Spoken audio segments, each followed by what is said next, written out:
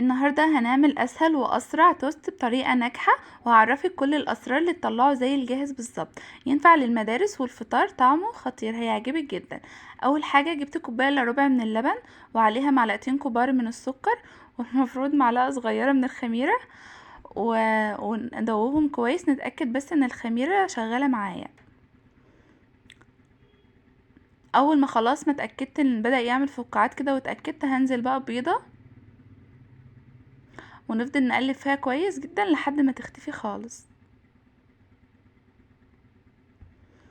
بعد كده هنجيب معلقتين كبار من الزبدة، ولو مفيش عندك زبدة ممكن تنزلي بزيت او سمنة زي ما تحبي، وندوبهم في الميكروويف، وننزل عليهم ونقلبهم كويس. وكده خلاص خلصنا كل الحاجات السايلة.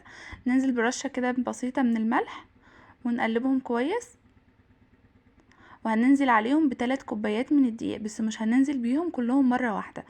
اول حاجة نزلت بكوباية، وهنقلبها، وننزل بمعلقة كبيرة كده من الفانيليا البيكنج باودر، وذرة من الفانيليا، ونقلبهم كويس. بصي، انزلي باول كوباية وقلبيهم، ده بيسهل عليكي العجن جدا، بيخليكي ما تاخديش وقت في العجن. وتنزلي بتاني كوباية وتقلبي برضو بالمضرب. في تالت كوباية بقى نركن بقى المضرب على جنب، ونستخدم ايدينا. بصي، ما تاخدش في ايديكي عجن دقيقتين، هتلاقي العجينة لمت معاكي في ثواني، وبقت ما شاء الله اللهم بارك في ثواني. متاخدش تعب بقى، ولا تفضلي تعجني كتير ولا كده. ننضف بقى السلك ونعجن بقى بايدينا. هنلم المكونات، مجرد ما المكونات تتلم هتلاقي العجينة خلاص خلصت معانا. بصوا، انا جربت طرق كتير للتوست، الطريقة دي نجحت معايا. بصوا، انا راضية عن الطريقة 1000000%، عشان كده حبيت ان انا اشارككم بيها. نفضل بقى، بصوا ما اخدتش وقت، والعجينة لمت في ثواني. المقدار ده لصينية واحدة، اللي هو قالب واحد بس من بتاع التوست.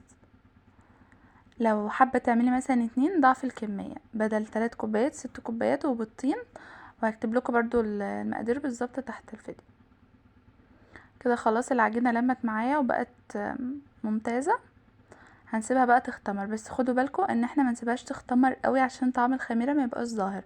يعني هي لما بتبتدي تختمر، لان هي تختمر مرتين. اول ما بتبتدي تختمر هقول لكم دلوقتي. اول ما تبتدي تختمر هنقوم ايه، هنقوم يعني فردينها، واقول لكم نفردها ازاي عشان ايه تطلع معانا مفيهاش فراغات كتير. كده خلاص بدأت تختمر معايا، كميتها تضاعفت شويه. هنجيب بقى ونفردها.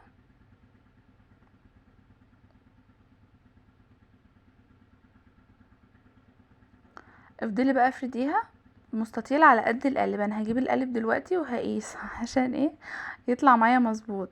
شايفين؟ هفضل بقى افردها بالنشابة، عايزاها تبقى سمك رفيع.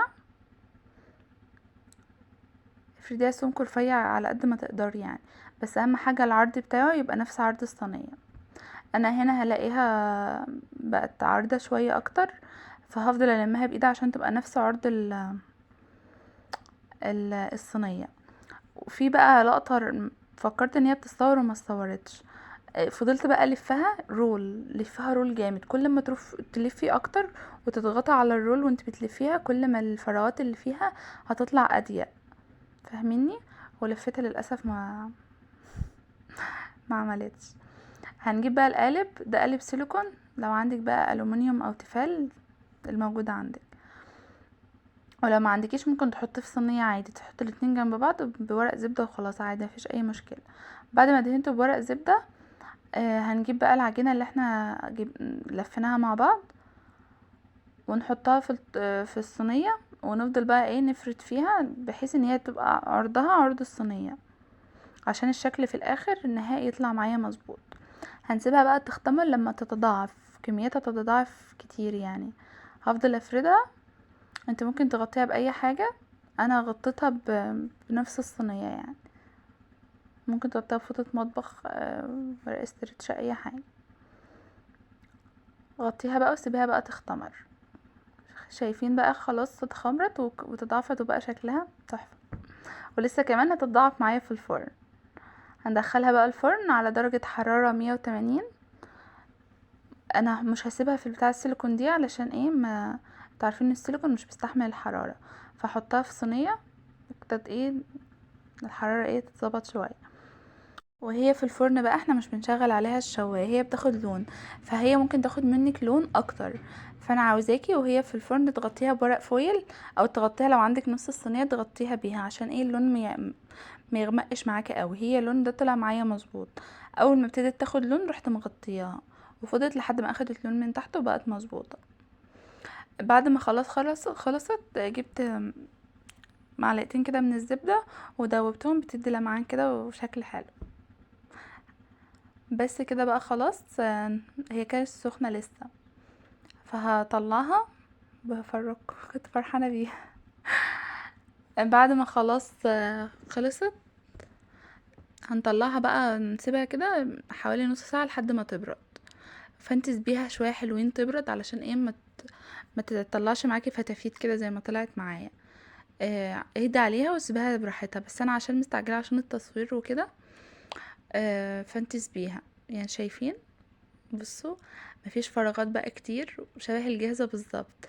بس انت بصي لو سبتيها بقى ساعتين ولا حاجه هتطلع خطيره. لازم تجربوا الطريقه دي، ناجحه مليون في المية. شايفين مفيش فراغات بقى كتير.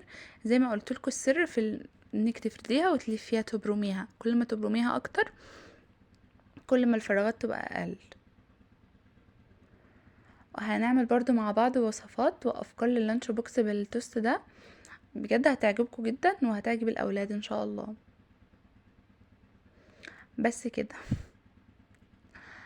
لو وصلت لحد هنا اوعي تكوني نسيتي تعملي لايك وتشتركي في القناه لو لسه مش مشتركه، ولايك وشير لو عجبك الفيديو.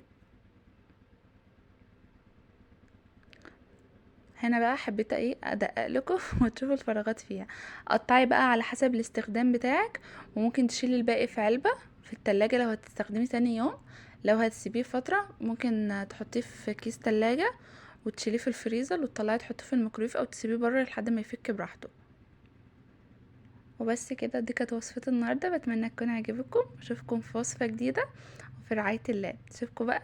بصوا انا هسيبكم بقى مع الوصفة وافرجكم ان ازاي قد ايه هي هشة وخطيرة. لما تعملي العجينة وتضغطي عليها وترجعيها وتلاقيها بتترفع معاكي، هعملكوا اختبار دلوقتي تعرفي ان هي كده ناجحة مليون في المية. شايفين؟ بس كده. انا لبخة اوي لما بقفل الفيديو برجع اتكلم تاني. يلا اشوفكم في وصفة جديدة في رعاية الله. مع السلامة.